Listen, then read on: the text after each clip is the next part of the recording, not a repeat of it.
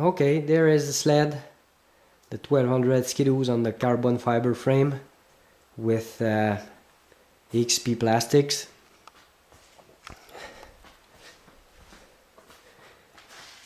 Here is the turbo inlet straight outside of the panels.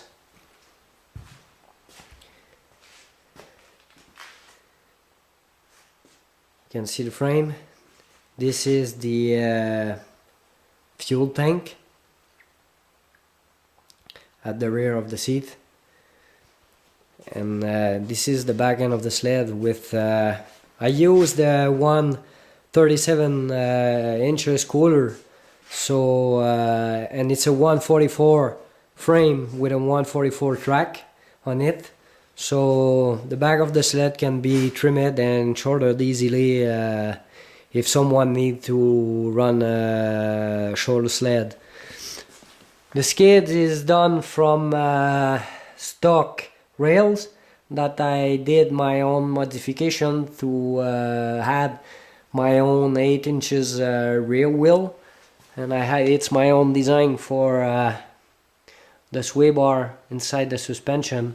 The front head is done on my own design by an aluminum bead system.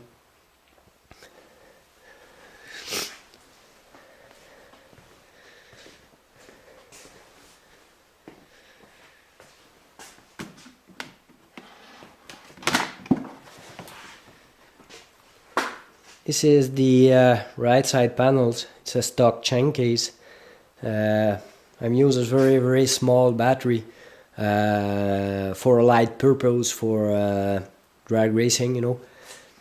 This is the big throttle body just coming out from a Ford motor. It's a 70mm throttle body instead of 58mm from the stock skidoo systems. So it had a lot more flow and less turbulence to the system. You can see the intake, no sharp corner, and it allows a very good flow to the motor. The intercooler is located in under the seat. It's a water to air intercooler, so the seat is just grabbed with those elastics there. So we are able to remove the seat easily by removing those nuts and be able to go to the intercooler.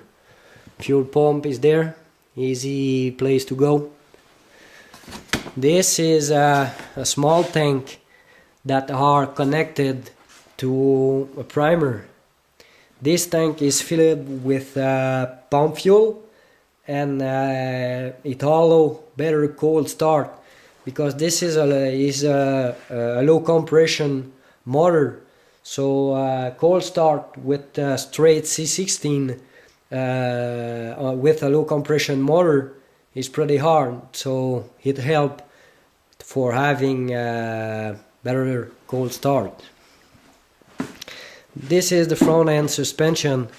This is my own design using only single A-arm, not two as the stock system. It's my own spindle too, and it's mounted on Fox float suspension for weight purpose. This is the big 3 inches exhaust outlet.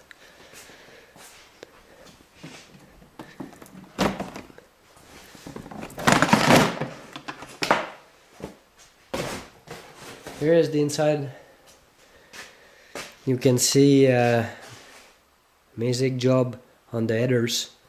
No equivalent tubing, exactly equivalent tubing headers.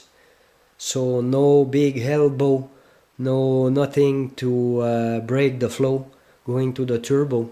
The turbo outlet exhaust is directly to the outside, a very short way, a big 3 inches diameter piping, and you have an external TL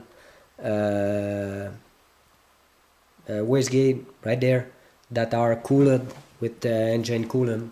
The turbo is also cooled with the engine cooling, and it's also lubricated by the motor.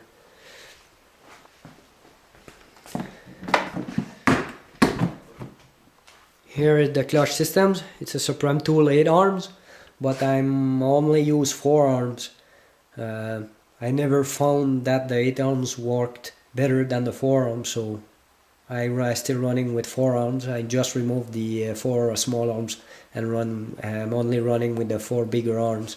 I'm still running without any problem the stock secondary from Skidoo. Here is the boost controller. Manual boost controller is there. Just easy to turn or to add or remove some boost. You can see here the piping. Piping is pretty straight from the turbo to the intercooler. Very big piping for avoiding any turbulence. So I have a fuel pressure gauge and the fuel pressure regulator, so very easy to see if all is working properly. Here is the here is the gauge, but too fast to see anything, so here is the system, the AEM standalone. So it's actually connected to the ECU, so you can change all the data you want and all the engine. You can see that we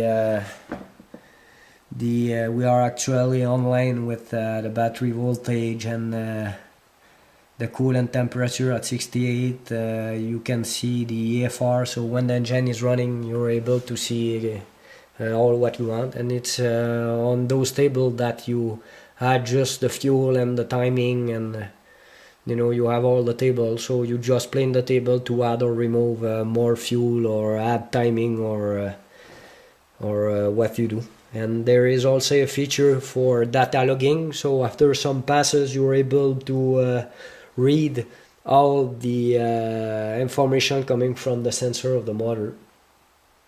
The motor have an anti-lag system that is hooked to the brakes, the brake switch. So on a start line you just hold the brakes, and when you remove the brakes, it makes 10 pounds of boost on the anti-lag, but the boost is adjustable. In the standalone you adjust the boost you want, so but 10 pounds it's normally enough. More than that probably the chain case will broke in two or something, will it's just too hard, and it's like impossible to stay on the seat. So nothing is missing. The sled is like brand new, it's a piece of art in itself. So that's it.